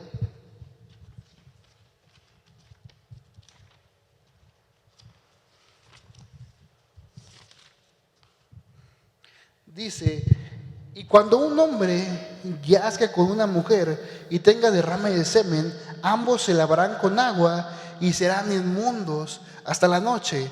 Según esto que vemos en la ley de Moisés, vemos que Betsabé hace lo correcto. Ella se sentía culpable. Ella no podía oponerse al rey, porque David era el rey.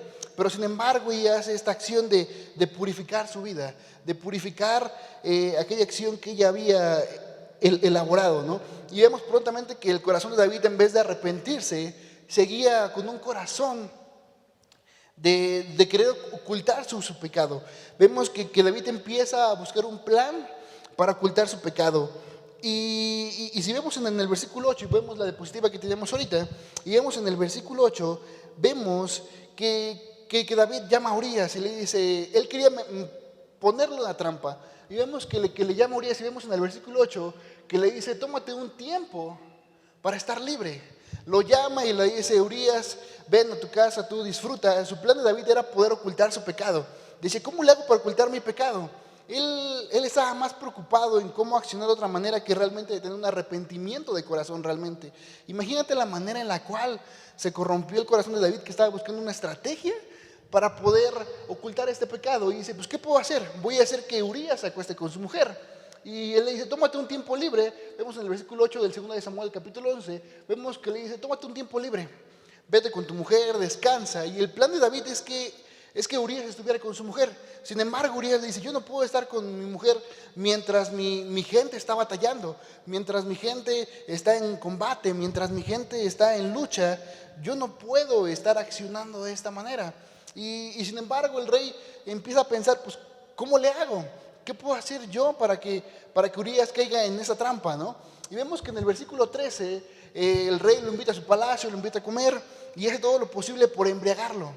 Y vemos que la segunda acción en la cual David quiere encubrir su pecado es embriagando a Urías. Imagínate tú el corazón de David, cómo estaba siendo corrompido por completo, tan solo por voltear su mirada.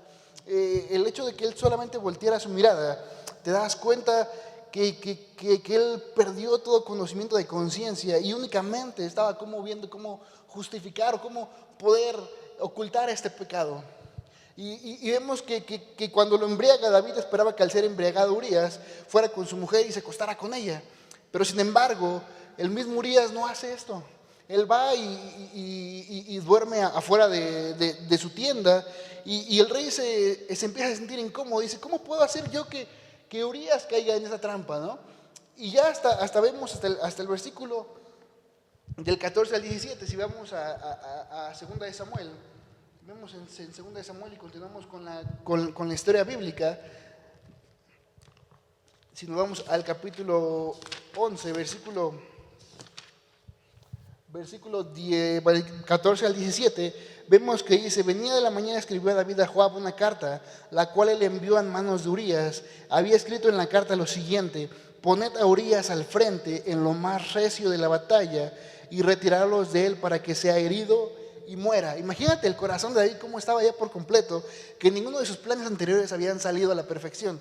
Él dice, pues ¿qué puedo hacer? Primero que se tome un tiempo libre, después prontamente no quiere estar con su mujer, pues voy a hacer que embriagarlo de tal manera que pierda la conciencia y pueda estar con su mujer. Y como ve que ninguna de estas acciones funcionó, vemos el capítulo 15, que es un momento de traición muy grande, que dice, había escrito la carta, imagínense la carta que escribió David, y decía en la carta, poned a Urías al frente en lo más recio de la batalla y retiraos de él para que sea herido y muera. Imagínate la acción tan grande de David, cómo estaba el corazón corrompido de David. Así que cuando Joab sintió la ciudad, puso a Urías en el lugar donde sabía que estaban los hombres más valientes, y saliendo luego de la ciudad pelearon contra Joab y cayeron algunos del ejército de los siervos de David, y murió también Urías. Vemos que literalmente el rey David mató a sangre fría a Urías. Vemos un hombre conforme al corazón de Dios que había corrompido su corazón por completo, que había perdido la conciencia por completo. Y vemos y seguimos viendo que nada dentro del corazón de David había cambiado. Él estaba buscando todo lo posible por dejar pasar esto. Él, hasta que no cumplió su objetivo, podemos ver que se siente tranquilo. Podemos ver que él puede estar como más tranquilo con esta acción de decir, bueno, pues ya pude cumplir mi objetivo. Pero sin embargo, vemos que después en el versículo 26 dice que David se casa con Betsabé. Pero lo que David no sabía es que Dios estaba en disgusto con él. Vemos que Dios se casa con Betsabé, lo vemos en el versículo 26. Lo que David había hecho fue desagradable ante los ojos del Señor. Vemos que lo que David había hecho había sido desagradable ante los ojos de Dios. Y eso lo podemos ver en el último apartado del versículo 26. Vemos que dice que lo que había hecho David estaba en contra de los ojos de Dios. Dios había entristecido de cómo había actuado David. Y si nos vamos al versículo 12, que es nuestro siguiente capítulo, podemos ver lo siguiente, tenemos como por nombre que dice el profeta Natán. Y si recordamos, vemos que la última visita del profeta Natán a David se registra en el capítulo 7, del 18 al 19. Y dice, el profeta trae a David el más grande mensaje que jamás habíamos podido haber escuchado. El mensaje que le había dado, el último mensaje que le había dado Natán a David, era el mensaje que de su descendencia vendría el Mesías. Esa fue la última vez que el profeta Natán había visitado a David. Y eso lo podemos encontrar en el versículo 7 del 18 al 19. Esa fue la última visita que Natán ve a David. Sin embargo, vemos que ahora Dios, por medio del mismo profeta que había enviado para dar esa noticia, le da también una noticia desgarradora, ¿no? Una noticia en la cual él había cometido un error. Pero gracias a la gracia de Dios, que sus procesos continuaron. Es gracias a la gracia de Dios que la primera promesa que había hecho, la primera acción del buen mensaje que había dado en el capítulo 7, podemos ver que es dado también gracias a la gracia de Dios.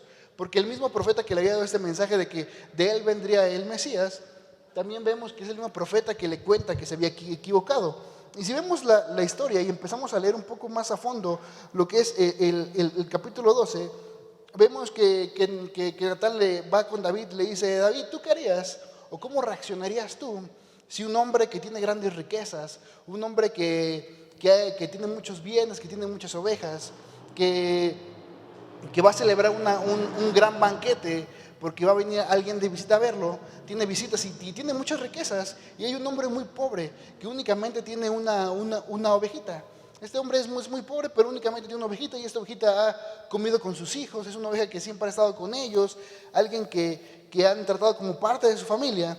Y sin embargo el hombre rico toma a la oveja del hombre pobre y la pone en sacrificio para poder dar alimento a aquellas personas que habían venido de visita. Y le dice: ¿tú qué harías, David? ¿Qué harías ante esta situación? ¿Qué harías si tú vivieras si tú tuvieras que tomar una decisión? ¿Tú qué harías? Y David dice: este hombre merece la muerte.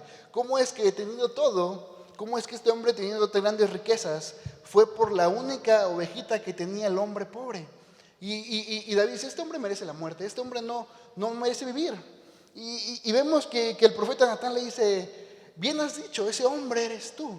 Y vemos que el corazón de David se empieza a cambiar, y hay un arrepentimiento de David. Dice el profeta, si vemos en esta misma, dice que gracias a la gracia de Dios. Pasamos a la siguiente. Dice: el hombre llamado según al corazón de Jehová, dice que David fuese llamado un hombre conforme al corazón de Jehová. No quiere decir que fuera sin falla, pero no significa que era un hombre, pero significa que era un hombre cuyo el corazón siempre había un sincero deseo de hacer la voluntad de Dios. Esto quiere decir que David era un hombre humano, cometía errores, era un hombre conforme al corazón de Dios, pero con un corazón que siempre quería hacer la voluntad de Dios. Y vemos que era un hombre que a lo mejor era una persona que se podía equivocar, pero vemos que el cómo actuó David fue como lo que no le agradó a Dios. Cómo actuó de tal manera que quería deshacerse de Urías. Pero vemos que dice que era un hombre conforme, que siempre quería hacer la voluntad de Dios. Y si vemos la última diapositiva,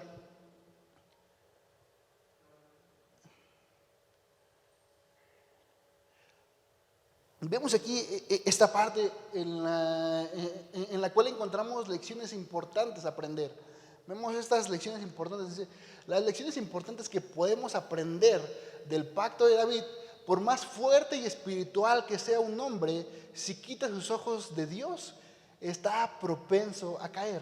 Es una lección importante que debemos aprender del capítulo 11 y capítulo 12. Dice: lo más fuerte, por más fuerte y espiritual que sea un hombre, si quita sus ojos de Dios, está propenso a caer. Si quitamos nuestros ojos de Dios y si volteamos nuestra mirada de dejar de hacer la voluntad de Dios, estamos propensos a caer. Vemos que el diablo está como león rugiente buscando ver a quién devorar. Vemos que el diablo está buscando, pues a ver a quién está más débil en esta parte, y voy a atacarlo. Porque a lo mejor hay cuestiones en las cuales a lo mejor somos un poco más débiles. Es por eso que debemos estar en Dios. No debemos alejarnos de Dios. Es correcto tener una vida devocional con Dios. Es correcto tener un tiempo con Dios especial. Dedicar un tiempo con Dios, no alejarte de Dios. Muchas veces nuestras ocupaciones que tenemos a lo mejor en casa, en el trabajo, nos hacen a lo mejor no estar tan conectados con Dios. Y muchas veces decimos: es que a lo mejor hoy no me dio tiempo de orar. O a lo mejor hoy no me dio tiempo de ayunar. O a lo mejor hoy no me dio tiempo de estar un tiempo con Dios. Pero sin embargo debemos aprender a estar en un tiempo con Dios. Porque si vemos que el hombre más fuerte y el hombre más espiritual y el hombre conforme al corazón de Dios fue propenso a caer por alejarse de Dios, por voltear su mirada. Y quiero que te aprendas muy bien esta parte. Dice: por más fuerte y espiritual que sea un hombre, si quita sus ojos de Dios, está propenso a caer. Pero también quiero decirte que la gracia de Dios puede perdonar el más negro de los pecados si hay un verdadero arrepentimiento. Un arrepentimiento real, un arrepentimiento de corazón. No nada más una emoción momentánea, porque muchas veces a lo mejor nos emocionamos, nos llega la palabra y a lo mejor lloramos un momento y únicamente es algo momentáneo. Realmente no lo estamos sintiendo de corazón. Pero si tenemos un arrepentimiento verdadero de corazón, vemos en el capítulo 12, versículo 13, que encontramos que había un verdadero arrepentimiento, un arrepentimiento de corazón. Un arrepentimiento genuino. Vemos que a través de esa historia que el profeta Natán le había contado, se da cuenta que se había equivocado. se da cuenta que había fallado contra Dios. Y él prontamente cae de rodillas y se pone a llorar y dice, realmente me he equivocado. Y se da cuenta que se había equivocado y se arrepiente de corazón, con un corazón genuino. Y vemos también que Dios es fiel y justo para perdonar nuestros pecados. Vemos que Dios es fiel, que Él quiere transformar tu vida, pero debe de haber un arrepentimiento real de corazón. Y dice, pero claramente podemos notar que esta acción que tuvo David tuvo consecuencias. Vemos que hubo consecuencias en el pecado de David. El niño de la unión pecaminosa de David murió. Seguimos viendo el capítulo 12, notamos que Betsabé está encinta, está embarazada, pero el niño muere en consecuencia al pecado de David, en consecuencia al pecado o a la acción pecaminosa. Vemos que este niño muere, vemos que este niño no tuvo oportunidad de vida. Y dice, y también 2 de sus hijos le siguieron en adulterio y uno cometió asesinato. Vemos esta acción y si vemos esta parte podemos ver que hubo consecuencias en el pecado de David. Toda acción de pecado tiene consecuencias. Toda acción que cometamos va a tener una consecuencia. Y sean acciones buenas o sean acciones malas, todo tiene una consecuencia. Y vemos que el pecado de David sí trajo consecuencias a su vida. Dios tuvo bien perdonarlo. Dios tuvo misericordia de él. La gracia de Dios siempre estuvo de ahí. Los atributos de Dios siempre estuvieron ahí. Dice que él podía perdonar hasta el más negro de los pecados. Pero hubo consecuencias en ese pecado. Hubo acciones que afectaron a David, pero fueron consecuencias de sus mismos actos. Muchas veces pensamos que a lo mejor Dios puede perdonar. Sí, Dios nos perdona, pero toda acción que tengamos tiene una consecuencia. Y aquí podemos ver que hubo consecuencias. Que el niño de esta unión pecaminosa murió. Que sus 2 hijos de David, esto lo vamos a encontrar en siguientes versículos. Vemos que 2 de sus hijos siguieron en adulterio y uno cometió asesinato. Podemos ver que hubo consecuencias en esas acciones, hubo consecuencias en este pecado. Vemos que después, vemos que nace, si comenzamos a leer lo último del versículo 12, podemos notar que ya David se entristece por la pérdida de este niño. David se entristece porque había perdido a este pequeño niño. Y seguimos viendo en la historia que dice que Betsabé va, ya hace su vida normalmente con ella, contraen matrimonio y Betsabé lo consuela y nace Salomón, un hombre que reinó el pueblo de Israel. Y cuando vemos la historia vemos que es un hombre muy sabio, un hombre que fue muy sabio para reinar. Vemos que prontamente también hay gracia delante de Dios. A pesar de que el niño de la unión pecaminosa había muerto, vemos que también Dios sigue cumpliendo su promesa y trae a él un buen rey, un rey sabio, un rey que había comandado al ejército de David. Y vemos que podemos encontrar esas acciones, podemos aprender mucho de la vida de David, podemos aprender mucho, podemos ver cómo con tan solo voltear nuestra mirada, podemos desviarnos de los ojos de Dios. Es por eso no voltear tu mirada, seguir al frente. También recordaba un poco la historia de la esposa de Lot, ¿no? Que le dijeron, no voltees atrás. Y la esposa de Lot volteó atrás y fue convertida en sal. Muchas veces nos es muy difícil dejar nuestra vida pasada, ¿no? Y queremos voltear y regresar a nuestra vida pasada. O a lo mejor hay acciones que todavía nos atraen a nuestra vida pasada y queremos voltear otra vez. Pero no es bueno hacer eso. Debemos que nuestra mirada esté completamente centrada en Dios. Si podemos entender, vemos cómo David con tan solo voltear su mirada, su corazón fue corrompido por completo, a tal grado de matar a sangre fría a Urías. Pero vemos que también la gracia de Dios permaneció en todo tiempo. Vemos que Dios pudo perdonarlo, pero también hubo consecuencias en este acto.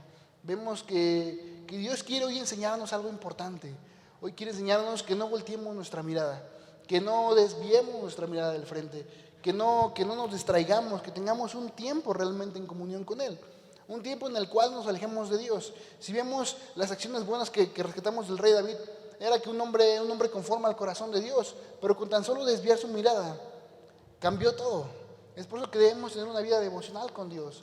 Debemos apartar un tiempo para orar, debemos apartar un tiempo para ayunar también. Muchas veces es algo que nos cuesta mucho, ¿no? El ayunar, vemos y decimos, es algo a lo mejor muy, muy costoso, es algo que a lo mejor A muchos les podrá parecer algo a lo mejor muy tranquilo, pero a otros les podrá parecer difícil. Pero es parte de nuestra vida cristiana, es parte de nuestro vivir cristiano. Porque entendemos que el diablo está como león rugiente, viendo a quién devorar, ¿no? Viendo quién está distraído, viendo a ver quién perdió la mirada, viendo a ver quién perdió la visión para poder atacarlo. Es por eso que debes tener tu mirada bien al frente a Dios. No vaya a ser que si un hombre conforme al corazón de Dios pudo pasarle esto, ¿qué pensamos que puede pasar con nosotros? Es por eso que no debemos apartar nuestra mirada de Dios. Que nuestra mirada esté siempre y genuinamente en Dios. Que no perdamos nuestra mirada de Dios. Que sigamos al frente. Que no volteemos atrás. Que sigamos viendo cómo seguir agradando a Dios. Es importante buscar agradar a Dios en todo momento. Es importante que nuestro corazón tenga un propósito, porque todos los que estamos aquí tenemos un propósito. Dios nos dio un propósito en esta vida.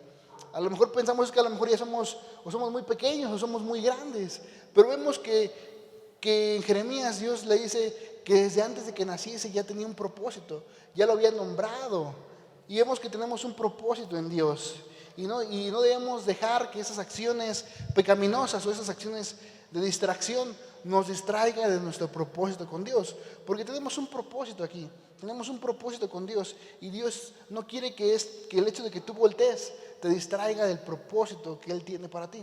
Y eso es lo que nos deja el libro de David, eso es lo que nos dejan estos capítulos, ¿no? Unos capítulos en los cuales podemos entender que un hombre conforme al corazón de Dios también pudo desviarse, sin embargo tuvo perdón, pero en ese perdón también hubo consecuencias. Amén. Vamos a hacer una oración para poder terminar con este tiempo de escuela dominical. Que el Señor ponga esta semilla en nuestro corazón y podamos entender lo que Él quiso hablar hoy en nuestras vidas. Porque todo lo que quiere hablar es importante. Todo lo que Él quiere mostrar en nuestro corazón es importante. Toda lección es importante. A lo mejor no conocíamos esta historia, pero ahora podemos entender mejor lo que Dios quiere hablar a nuestras vidas. Bendito Padre que estás en los cielos, Señor, te damos gracias por este tiempo de bendición, ese tiempo en el cual podemos entrar en tu presencia, en el cual podemos aprender. Siempre es bueno asistir a una escuela dominical, Señor, porque podemos aprender de tu palabra, podemos aprender de ti, Señor. Pudimos entender, Señor, que tú tuviste misericordia de David y que tu gracia fue con David. Sin embargo, Señor, hubo consecuencias de su pecado, Señor. Señor, no queremos desviar nuestra mirada de ti, Señor. No queremos desviar nuestro objetivo de ti, Señor. Queremos permanecer en ti, Señor. Queremos ser hombres que te agraden. Queremos ser personas que te agraden, Señor. Queremos hacer tu voluntad, Señor. Queremos ser esos hombres que sigan tu voluntad, que tengan un corazón sincero, un corazón humilde, un corazón con ganas de servir. Y que nada desvíe nuestra mirada, Señor. Y cómo no desviaremos nuestra mirada, Señor. Queremos aprender a ser buenos cristianos y tener tiempos de intimidad contigo, Señor. Dedicar tiempo contigo, tiempo de oración, tiempo de ayuno, Señor. Tiempo de buscar tu nombre, Señor. Tiempo de leer tu palabra, Señor. Queremos aprender, Señor, de este ejemplo, Señor, de David. Queremos aprender, Señor. Queremos aprender, Señor, que cada acción que tú nos das, Señor, es para darnos una enseñanza, Señor. Y que esta enseñanza sea de bendición en nuestras vidas, Señor. En el nombre precioso de Dios Jesús. Amén. Que Dios les bendiga, hermanos.